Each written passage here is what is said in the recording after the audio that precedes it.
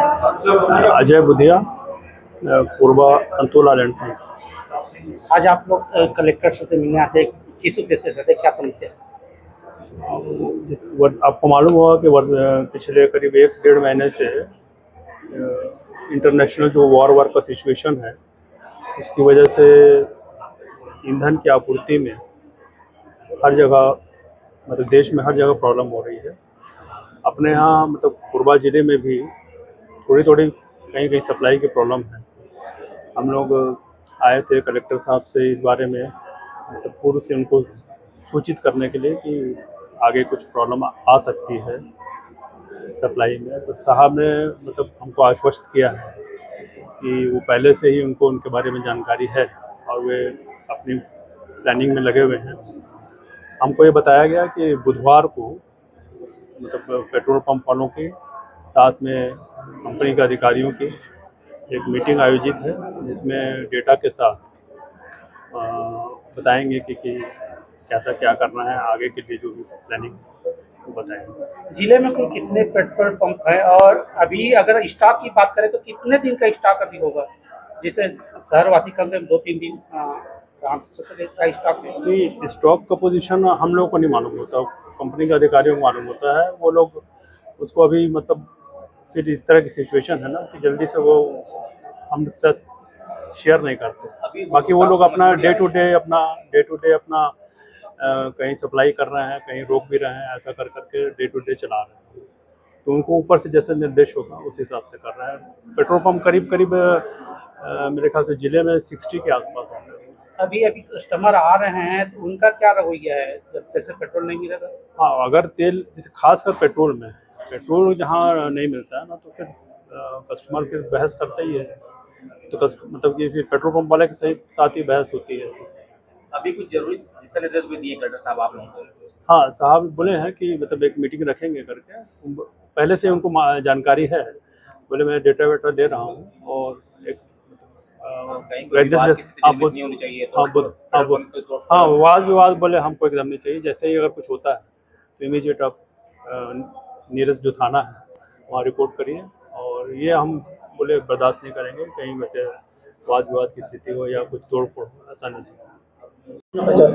मेरा नाम Pankaj Agarwal, RB fuels का प्रोप्राइटर हूँ मैं। अच्छा जी, ये बताएंगे कि ये भी कुछ गुप्त सूत्र से बातें सामने आ रही कि कुछ अपने चहेतों को पेट्रोल पहुंचाया जा रहा है, क्या क्या क्या सच्चाई है? कलेक्टर साहब ने सख्त निर्देश दिया है ऑयल कंपनियों के, तीनों ऑयल कंपनी के अधिकारियों को, और हमारे जो प्रतिनिधि मंडल गए थे उनसे भी उन्होंने कठोर शब्द में कहा है कि किसी भी प्रकार की जिले में कालाबाजारी बर्दाश्त नहीं की जाएगी, ओवर प्राइसिंग बर्दाश्त नहीं की जाएगी, और सुचारू रूप से सारे पंप का संचालन चले।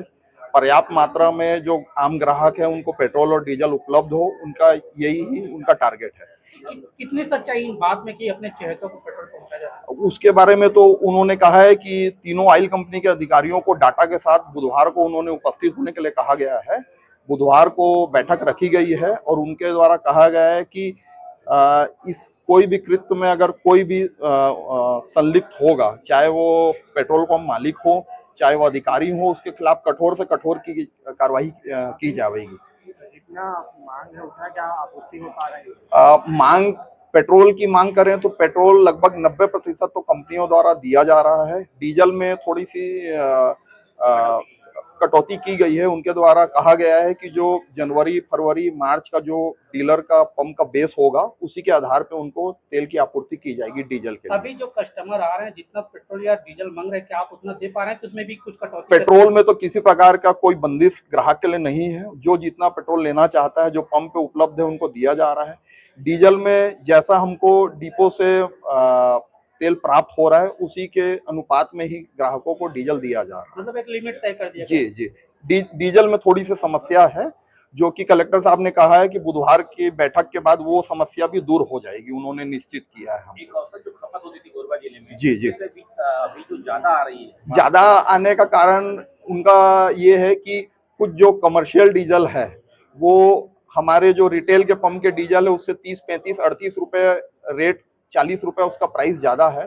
तो खदान वाले जो ग्राहक हैं वो पंपों से तेल लेने की कोशिश कर रहे हैं, तो उसके लिए कलेक्टर साहब ने सख्त निर्देश दिया है कि आपको जो डीजल आपूर्ति हो रही है पंप पे, वो सिर्फ और सिर्फ आपके रिटेल कस्टमर के लिए है। आपको बल्क डीजल को बिल्कुल नहीं देना है। बल्क डीजल के लिए उनको डायरेक्ट ओएनसी कंपनियों से बात करके ही डीजल लेना पड़ेगा। लेकिन अभी शादी का सीजन है, जी। लोग बाराती ले जाने के लिए गाड़ियों का इस्तेमाल करते हैं, तो उनको तो बल्क डीजल की जरूरत पड़ेगी। नहीं, उनको बाराती लोगों को गाड़ी में जो 4 चक्का जो गाड़ी रहेगी या बस रहेगी, तो उसकी एक औसत खपत है 40 लीटर, 30 लीटर, 50 लीटर, 70 लीटर। उतनी मात्रा में तो डीजल उन्होंने अवगत कराया है कि आपको डीजल गुरुवार से बिल्कुल एकदम मिलेगा। लेकिन बारात ले जाने के लिए एक साथ 10-12 गाड़ियां रहती, तो करीब करीब 40 के हिसाब से 400-500 लीटर एक आदमी खरीदता है। पंप वाले का प्रयास है कि कोई भी ग्राहक पंप से वापस ना जाए और उसको किसी भी रूप में संतुष्ट करके ग्राहक को भेजे। सर, अभी जिला पेट्रोल एसोसिएशन के लोग आए थे, जिले में क्या स्थिति सर अभी पेट्रोल डीजल की? जिले में पेट्रोल, डीजल, गैस और आवश्यक वस्तुओं की उपलब्धता की निरंतर जिला प्रशासन के द्वारा निगरानी करी जा रही है। वर्तमान में डीजल, पेट्रोल एवं गैस का जिले में पर्याप्त भंडार उपलब्ध है। अब जो डीजल की आपूर्ति है उसको लेकर के भी डिस्ट्रिक्ट एडमिनिस्ट्रेशन लगातार निगरानी कर रहा है।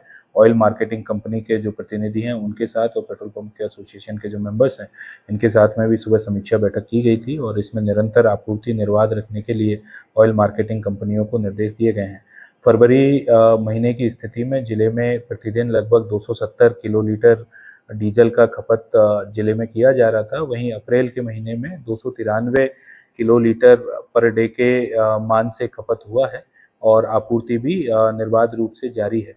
जिला प्रशासन संपूर्ण प्रयास कर रहा है किसी भी तरह का किसी भी नागरिक को इसमें असुविधा ना हो और डिस्ट्रिक्ट में पर्याप्त भंडार उपलब्ध है। मैं आप लोगों के माध्यम से सभी जिलेवासियों से अपील करना चाहूँगा, इसमें किसी भी तरह की कोई आपूर्ति में शॉर्टेज जैसी स्थिति नहीं है। अफवाहों से बचें, डिस्ट्रिक्ट एडमिनिस्ट्रेशन से जो जानकारी प्राप्त हो रही है उस पर विश्वसनीयता रखें। इसी के साथ ही जो होर्डिंग और ब्लैक मार्केटिंग करने वाले एलिमेंट हैं उन पे सख्त कार्रवाई करने के लिए विशेष टीमें बनाई गई हैं। लगातार हमारी टीमें इसकी मॉनिटरिंग कर रहे हैं। अगर कोई भी व्यक्ति होर्डिंग, ब्लैक मार्केटिंग या अन्य किसी तरह की करप्ट प्रैक्टिसेज में सम्मिलित पाया जाता है उसमें आवश्यक वस्तु अधिनियम के तहत कठोर से कठोर कार्रवाई की जाएगी।